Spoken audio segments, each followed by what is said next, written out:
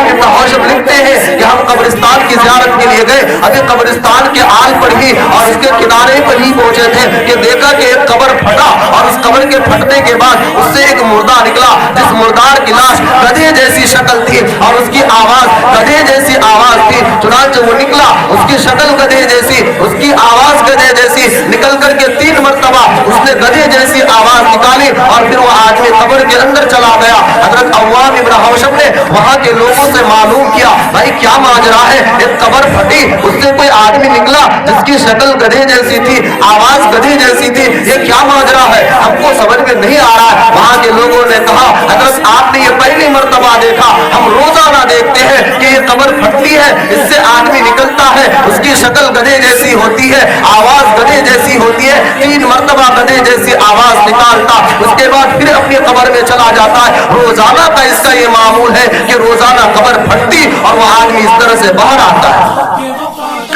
हजरत Awwam इब्न हौशब ने फरमाया, आखिर माजरा क्या, वाकया क्या है? गांव के लोगों ने कहा,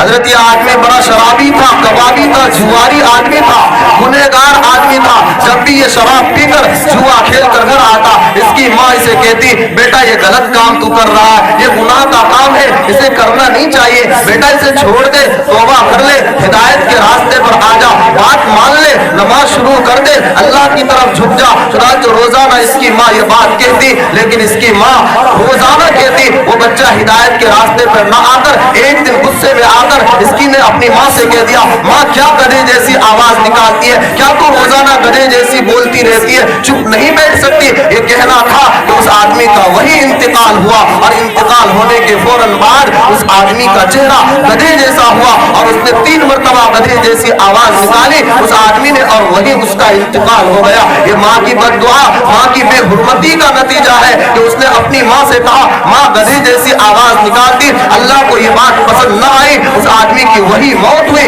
गधे जैसी शक्ल अल्लाह ने दी, गधे जैसी आवाज दी। जब से इस आदमी को उस कब्रिस्तान के अंदर दफन किया गया है, रोजाना ये निकलता और गधे जैसी आवाज निकालता, गधे जैसी शक्ल सूरत होती। इसलिए हमें अपने वालिदैन को कभी डांटना नहीं चाहिए,